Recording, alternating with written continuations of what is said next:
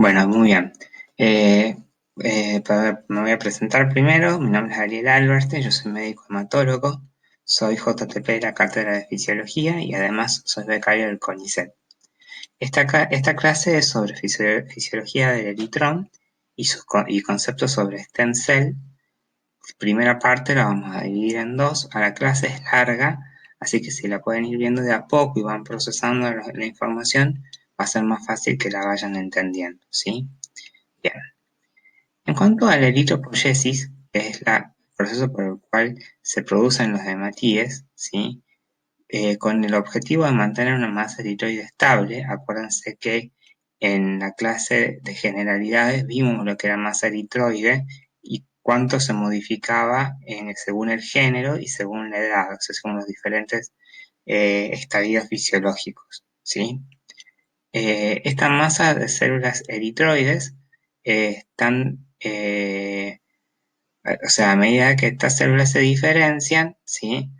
O sea, las células blásticas, las stem cells, a medida que estas se diferencian, van perdiendo su capacidad de ser multipotentes, porque lo que hacen estas células, stem cells, células madres o células blásticas, ¿sí?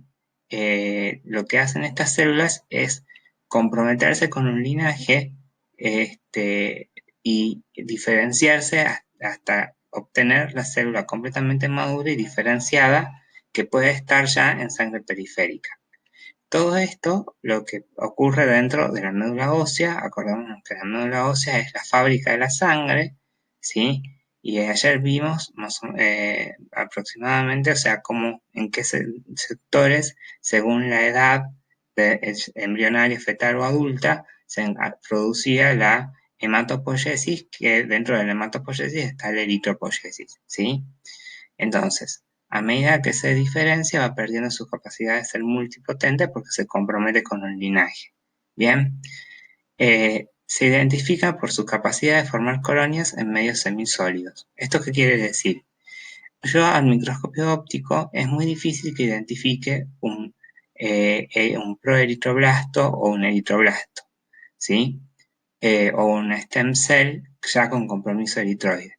Entonces, lo que yo sé es que si yo tomo células de la médula ósea y las pongo en un cultivo semisólido, las células que provienen de las que están orientadas al linaje eritroide pueden generar un burst o estallido eritroide, y son células que estaban más relacionadas con la stem cell aún, ya con su compromiso eritroide, pero todavía estaban muy relacionadas con su condición biológica de stem cells, mientras que una célula ya más diferenciada, como el eritroblasto basófilo, por ejemplo, es una célula que no la voy a identificar fácilmente, pero que puedo decir que estuvo presente cuando yo vea que lo que crece no es un estallido eritroide, sino que es una colonia eritroide que se forma en el medio semisólido. Bien, ahora vamos a hablar sobre stem cells, ¿sí? Y su capacidad de generar cualquier tipo de célula madura, ¿sí? Que pueda ya circular en sangre periférica, luego de haber salido de la médula ósea. Bien, perfecto. Acá, esto es la hematopoiesis, ¿sí? La hematopoiesis es eso, y la eritropoiesis es esto, ¿sí? Entonces, nosotros tenemos un stem cell que se ubica por lo general en un espacio paratrabecular dentro del hueso esponjoso, ¿sí? Esta stem cell va a hacer dos cosas. Se va a diferenciar hacia un linaje o hacia el otro linaje. En este caso es el megacariocítico eritroide granulocítico, si se diferencia hacia este sector, y el linaje linfoide si se diferencia hacia este sector, ¿sí? Lo que también puede hacer la stem cell es dividirse y dar origen a otra stem cell, y de esta manera lo que nos va quedando en la médula ósea son como una reserva de stem cells no diferenciadas, completamente indiferenciadas, ¿sí? completamente multipotentes y capaces de comprometerse con cualquier linaje. Ahora bien, ¿qué hace que una célula que es multipotente elija su camino de diferenciación? Eso va a depender de cuáles son los mediadores, ¿sí?, que se encuentran en la médula ósea en el momento que la célula está por elegir condicionar su proliferación hacia un linaje determinado. Los linajes serían el eritroide y el que ya dijimos, el linfoide, perdón, y el megacariocítico, eritroide granulocítico. Bien. Para que se vaya a hacer el linaje linfoide, tiene que haber presencia en mayor concentración que estos de interleuquina 7. Bien.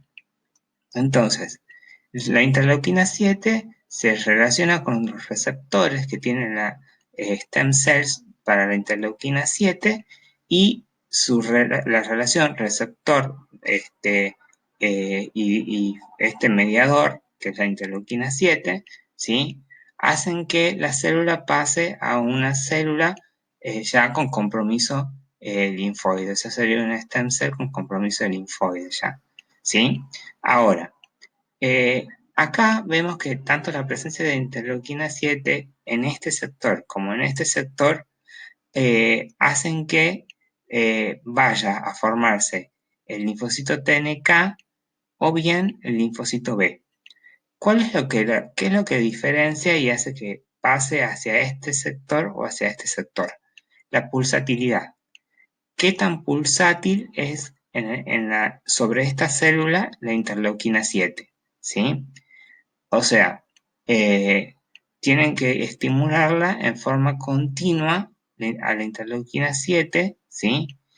Y dependiendo de otros factores de crecimiento y dependiendo del lugar a donde se encuentra en la médula ósea del espacio paratrabecular, cuánto se está acercando al capilar, que ya vamos a ver esa figura histológica, ¿sí? Por lo tanto, qué tan oxigenada está, va a determinar todas esas variables, van a determinar que vaya a formar una célula B precursora que va a dar origen a un linfocito B maduro o una célula TNK. El linfocito NK se diferencia en presencia de interleuquina 7. O sea que la persistencia de interleuquina 7 hace que esta célula que ya ha elegido el linaje linfoide y en este caso el linaje de NK linfocito T, ¿sí?, en este sector la sola presencia del linfocito de interleuquina 7 hace que se diferencie hacia el linfocito NK. Bien, y la presencia de interleuquina 7 más la presencia de interleuquina 2 hace que esta célula se diferencie a un linfocito T, ¿sí? Acá también intervienen las interleuquinas, la 7 y la 2, y acá está la interleuquina 15, ¿bien? Ahora vamos para el otro lado. Al stem cell la empiezan a estimular y empieza a haber una mayor cantidad de factores de crecimiento y trombopoyetina, ¿sí? Y se empiezan a saturar los receptores de estos dos mediadores, ¿sí? Y le ganan a la interleuquina 7. Como consecuencia de eso, de que los receptores para estos dos mediadores estén todos ocupados por estos mediadores y hayan ganado a la interleuquina 7, va a hacer que la célula se diferencie de una célula con compromiso de linaje, en este caso, megacariocito eritroide granulocítica, ¿sí? Si acá aparece la unidad formadora de colonias granulocíticas, ¿sí?, se va a ir hacia la formación de granulocitos, ¿sí? Los granulocitos, en este caso, el factor de crecimiento monocítico, lo que va a hacer es generar un monocito. El factor de crecimiento de la serie granulocítica en presencia de interleuquina 5 y otro factor de crecimiento lleva a la formación de neutrófilos, eosinófilos y basófilos, ¿sí? Los neutrófilos son estos multilobulados, ¿sí? En el núcleo. Los eosinófilos son los que tienen un montón de vacuolas eosinófilas que dejan ver el núcleo, y los basófilos tienen muchas vacuolas basófilas y no dejan ver el núcleo. Bien, esas son las células maduras que vendrían de este linaje. Ahora bien, yo vuelvo aquí, ¿sí? En presencia del factor de crecimiento granulocítico, esta célula se compromete con el linaje granulocítico. En este caso, decide ir hacia, por diferentes estímulos relacionados con su distanciamiento del medio que la rodeaba previamente, que era el medio paratrabecular, la exposición a un medio con mayor concentración de oxígeno, porque se está acercando a un capilar, y la disminución en la presencia de CXL12, que ya vamos a ver qué es, que es un receptor que hace que la célula esté unida al espacio paratrabecular. O sea, todo eso, variables, pueden hacer que la célula se diferencie a un, un premegacariocito o una célula, perdón, a un monocito, y el factor de crecimiento monocítico lo termina diferenciando en un monocito. Bien, ahora, ¿por qué se transforma en la célula, esta serie también en la megacariocítica eritroide? Acá está la trombopoyetina. La trombopoyetina es una hormona que se sintetiza en el hígado y que está relacionada con la formación de megacariocitos, que son los que forman las plaquetas por segmentación de su citoplasma, ¿sí? Y si ésta se expone a la eritropoyetina, va a ir hacia la formación de hematíes, ¿sí? Que son la célula madura de este linaje, que es el linaje eritroide. Entonces, en la clase de hoy lo que estamos viendo es fisiología del eritrón. La eritropoyesis se produce a partir de una célula inmadura. La estimulación con trombopoyetina y factores de crecimiento generan una célula ya con compromiso megacariocítico eritroide granulocítico. Esta célula, por presencia de interleuquina 3, factor de crecimiento y trombopoyetina, se compromete con el linaje megacariocítico eritroide. La trombopoyetina, que se sintetiza en el hígado, ¿sí? Va a desviar la maduración hacia el megacariocito, y la eritropoyetina, que se sintetiza en el riñón, va a desviar la maduración hacia la serie eritroide. Obviamente, la eritropoyetina se sintetiza en el riñón con sensores que captan la cantidad de oxígeno, ¿sí? En presencias de hipoxia, por ejemplo, la exposición a la altura, ¿sí? Va a aumentar la concentración de eritropoyetina para que esta célula se diferencie hacia la serie eritroide y tengamos una serie eritroide madura circulando en sangre. Los eritrocitos apenas salen de la médula ósea se denominan reticulocitos porque tienen restos de ARN y ADN, ¿sí? dentro del espacio celular. En realidad no son células, son elementos bicóncavos, son discos bicóncavos que tienen capacidad de flexibilizarse, ¿sí? Para poder pasar por los capilares más estrechos en forma de fila india.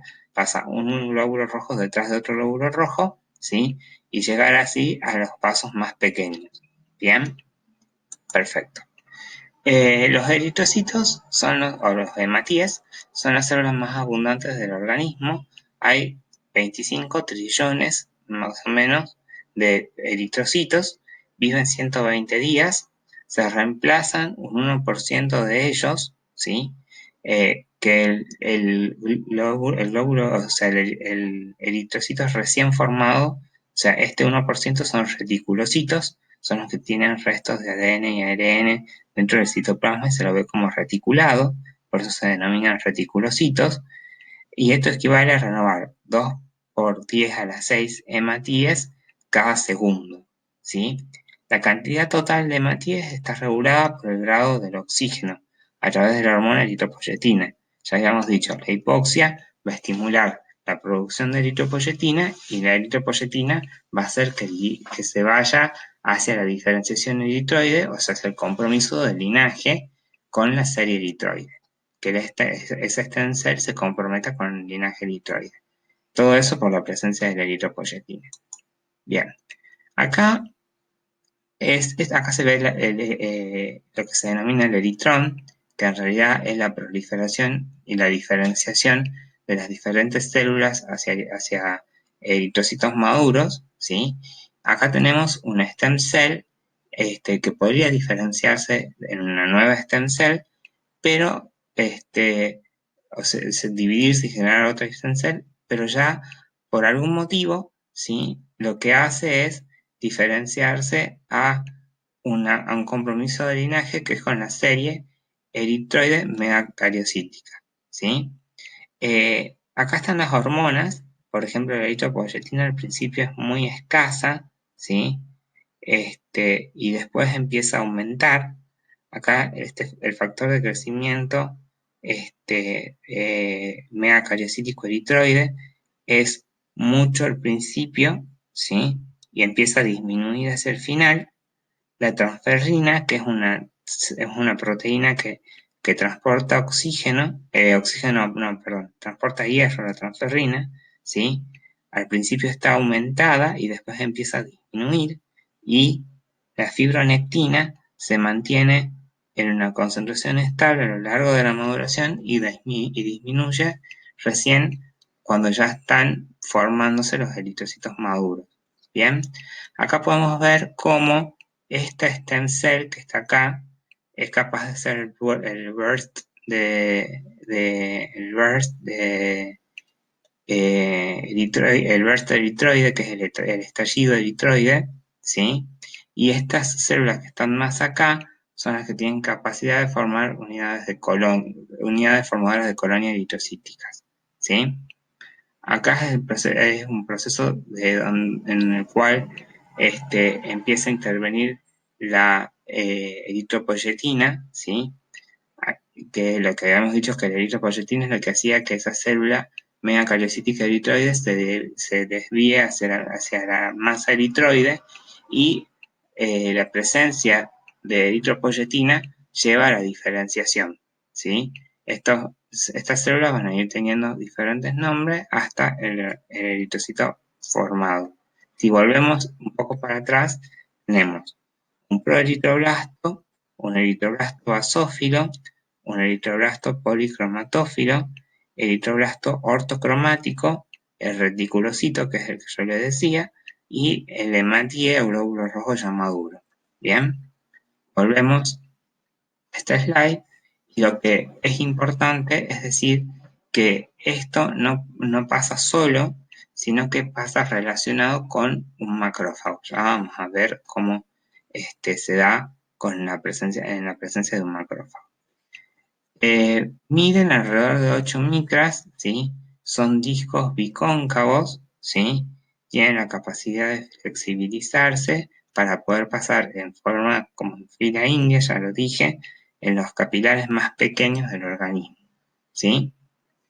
Lo que tenemos acá son distintos tipos de moléculas, ¿sí? Que pueden ir apareciendo en las en los diferentes estadios madurativos del eritrocito, ¿sí? Estas moléculas que están acá son moléculas que se van a encontrar en la mayor parte en la superficie del eritrocito, y la identificación de esas moléculas, como la pérdida de otras moléculas, van a ir marcando la diferenciación eritroide, ¿sí?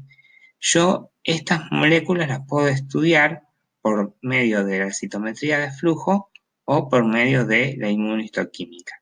¿Qué es la citometría de flujo? La citometría de flujo es un método multiparamétrico que lo que hace es evaluar el tamaño de cada célula, ¿sí? Y la presencia o ausencia de proteínas en la superficie celular, ¿sí?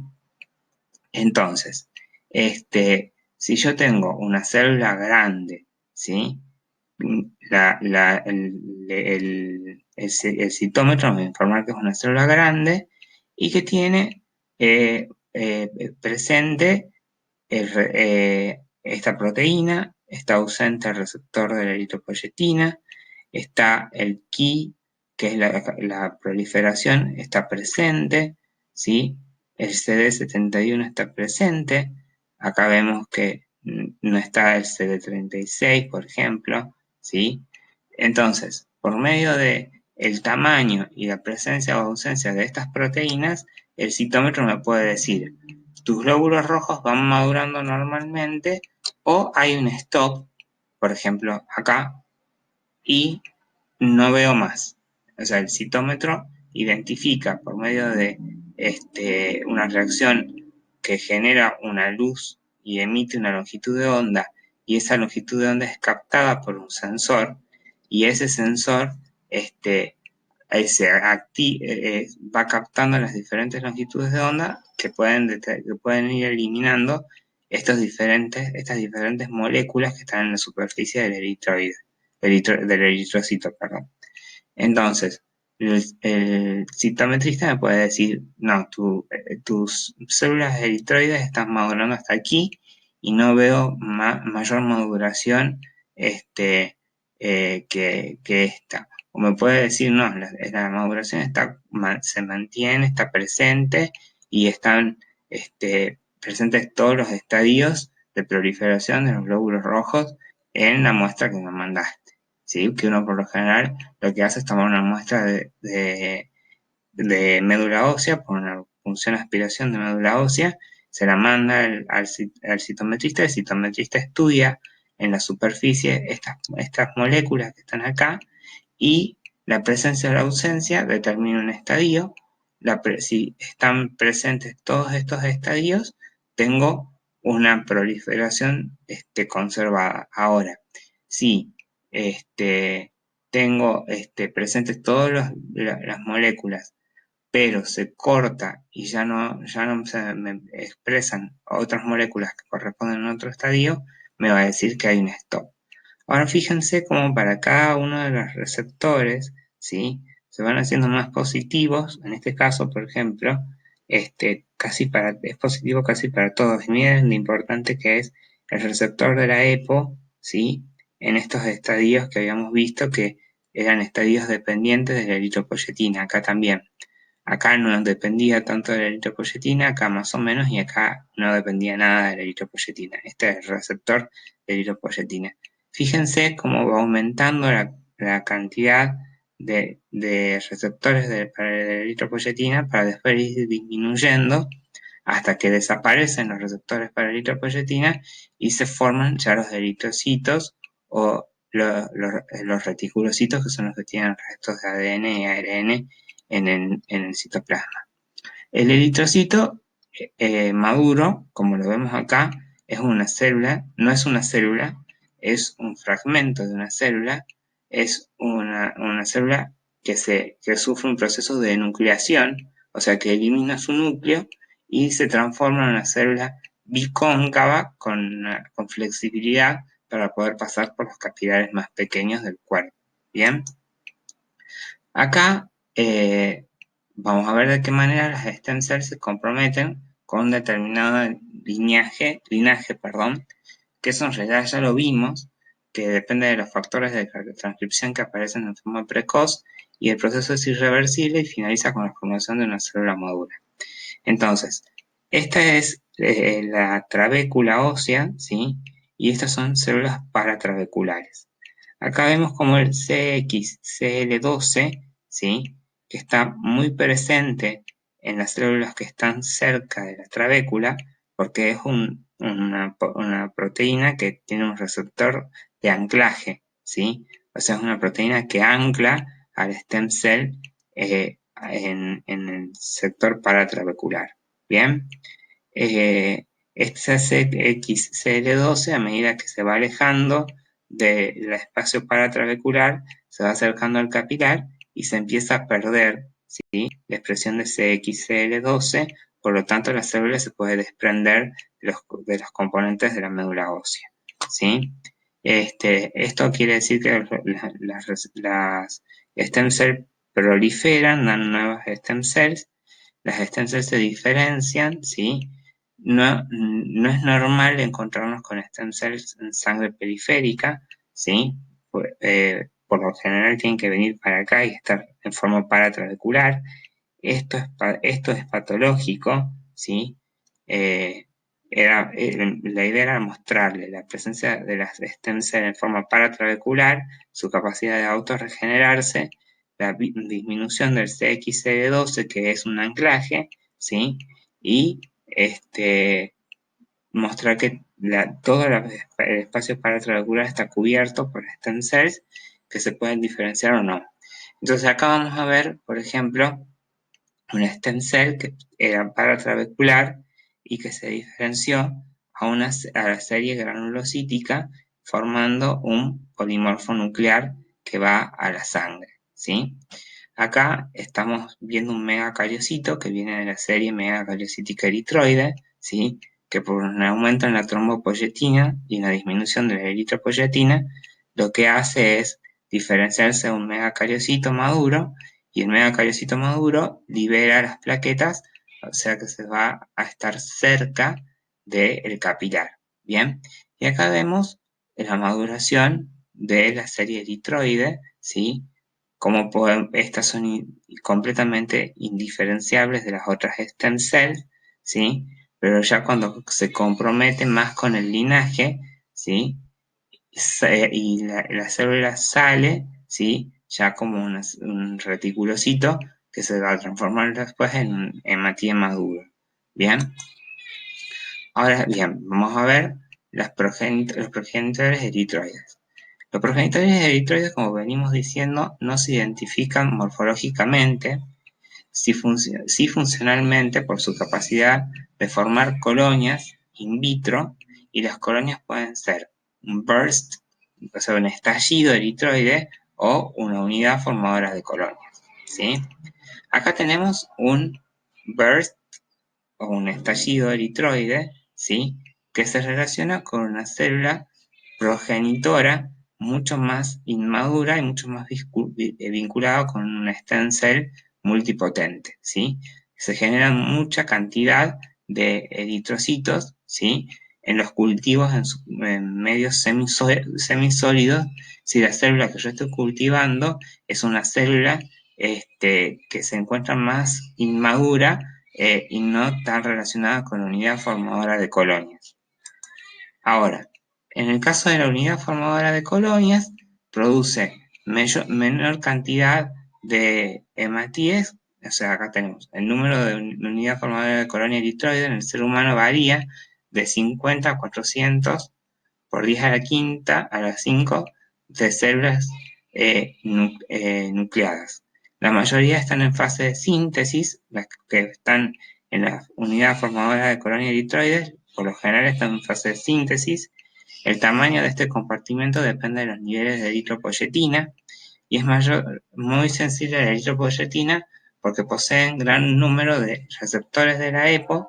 Sobrevida depende de la presencia de esta hormona. O sea, la sobrevida de las células que están en la unidad formadora de colonia depende de la presencia de la hormona eritropoyetina y de la expresión de su receptor. Entonces, la unidad formadora de colonias, si la tenemos que ubicar en esta slide, la unidad formadora de colonias está, como lo señalamos, más por acá, ¿sí? Y depende de la eritropoyetina.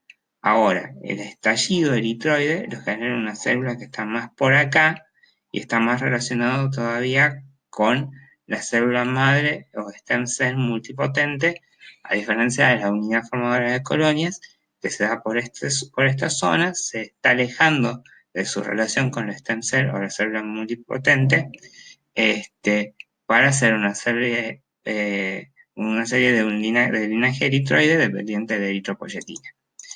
Bien, esto ya lo vimos. Y bueno, tenemos la unidad, el estallido eritroide y la unidad formadora de colonia. Bien, este es el estallido eritroide, un progenitor mucho más inmaduro, como ya lo dijimos, y más vinculado con el stem cell multipotente.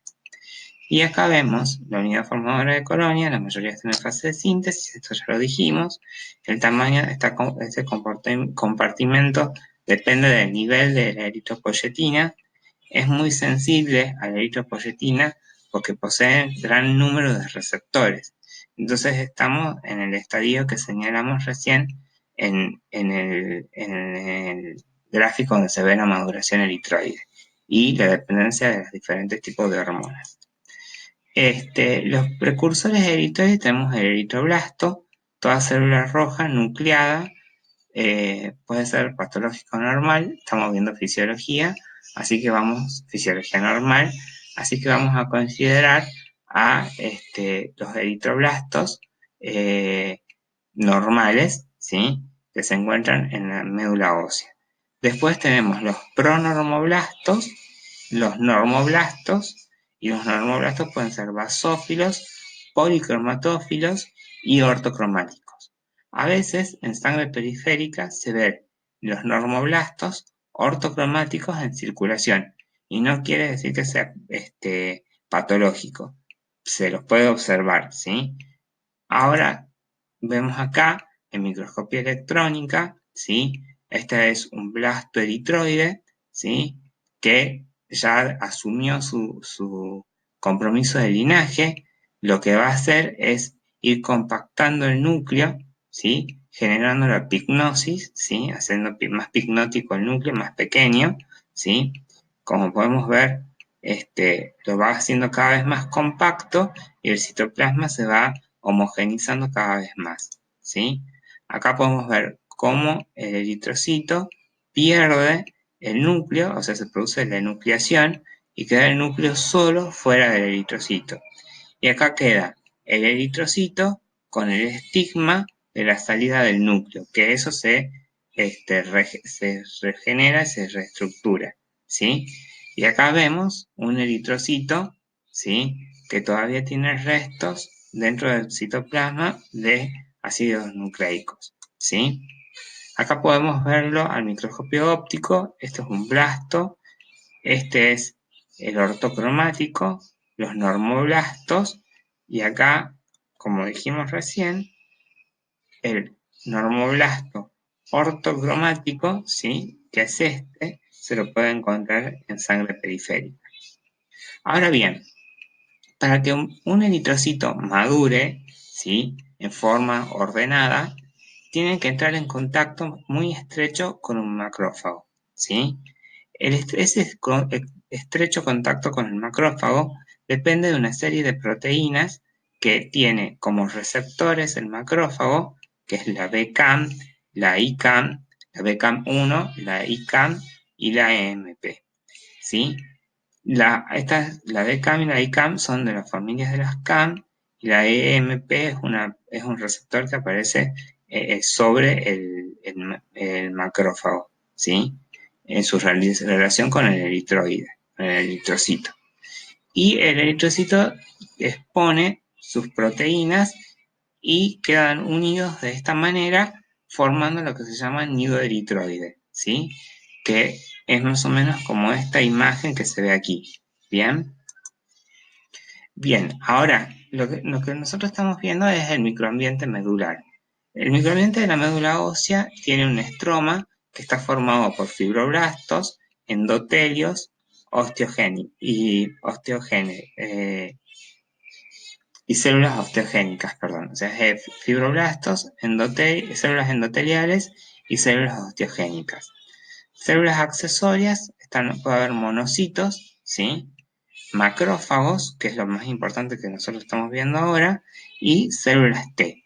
La matriz extracelular tiene todos los tipos de colágeno, tiene glicoproteínas, glicosaminoglicanos, ácido hialurónico, condroitin sulfato, heparan y dermatan, ¿sí?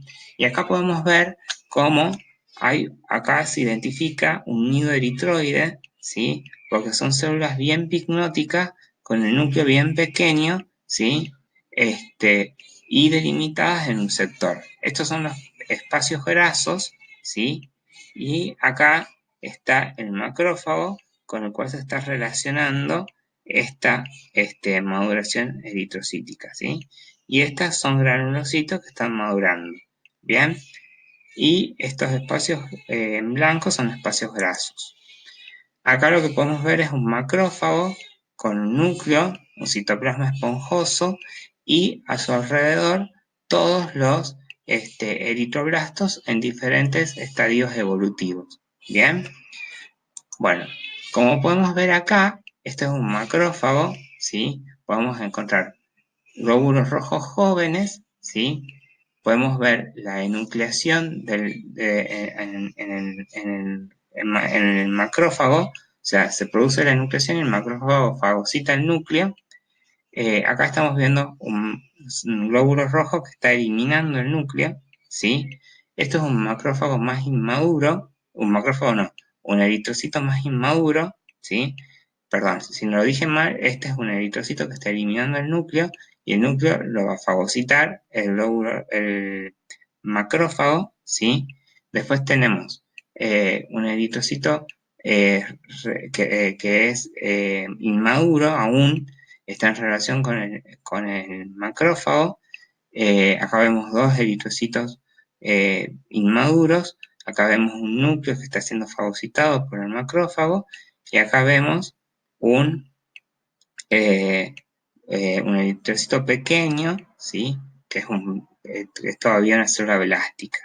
Bien, es importante la relación que se da este, entre el eritroblasto, o normoblasto, o ortocromático, normocromático, ¿sí? O sea, el estadio que sea, es importante la relación que se da porque esta relación estimula la hemoglobinización del eritrocito. El eritrocito se va a cargar a lo largo de su maduración, aparte de perder el núcleo y que sea fagocitado por el macrófago, lo que va a hacer esta relación, ¿sí? Que vimos nosotros como al pasar, pero es importante, quizás no es necesario que se sepan los nombres, pero sí es necesario saber que el glóbulo rojo depende de su relación con el macrófago para para su hemoglobinización, o sea que es cubrirse de hemoglobina, que ya vamos a estudiar a la hemoglobina, ¿sí? Y cómo está constituida en el ser humano adulto normal, en la fisiología normal, ¿sí? Y, bueno, su relación con la pérdida del núcleo y la hemoglobinización. Ahora bien, acá tenemos el nido eritroide, acá vemos los diferentes estadios evolutivos del eritrocito. Acá vemos cómo en los diferentes estadios las relaciones entre las moléculas son diferentes. Y acá está la BCAM, la ICAM, la EMP, el receptor de EMP, el receptor de ICAM, que es el alfa 5. Acá tenemos la proteína alfa 4 beta 1, ¿sí? Y acá se va a dar la pérdida del núcleo y la hemoglobinización. Acá vemos cómo las proteínas, ¿sí? Y mediadores, y tanto citoquinas como interleuquinas, ¿sí? Pueden provenir del exterior y también pueden ser generadas por el mismo macrófago. ¿Para qué? Para que se den los dos procesos, la enucleación, ¿sí? Y la hemoglobinización de la superficie del eritrocito a lo largo de sus diferentes estadios madurativos. Acá podemos ver cómo la maduración del glóbulo rojo en parte es extramacrofágica o intramacrofágica, ¿sí? O sea, se da dentro del macrófago o fuera del macrófago, ¿sí? Puede pasar de que entre y salga y continúe su maduración hasta tener los glóbulos rojos maduros o reticulocitos, ¿sí? Ya en sangre periférica. Ahora, la maduración dentro del macrófago se la ha relacionado con patologías como la talasemia, ¿sí? La talasemia es una hemoglobinopatía, ¿sí? En la cual la hemoglobinización de los eritrocitos no se da de forma adecuada, por lo tanto se pierde mucha hemoglobina, O sea, son pacientes que están destruyendo hemoglobina en forma constante y como consecuencia tienen un tinte ictérico por la presencia de pigmentos que previenen del metabolismo de la hemoglobina, ¿sí? Y ya vamos a ver el frotis de un paciente talasémico, ¿sí? Que es muy parecido al de un paciente anémico.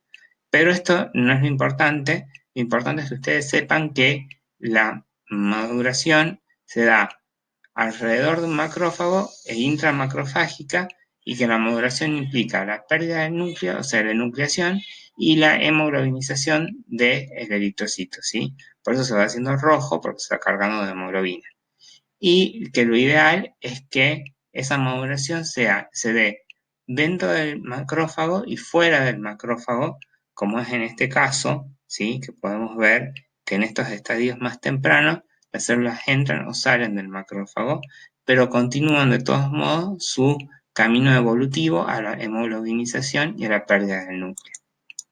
Bien, paramos ahora por un momento y después seguimos con la segunda parte. ¿Sí? Muchas gracias.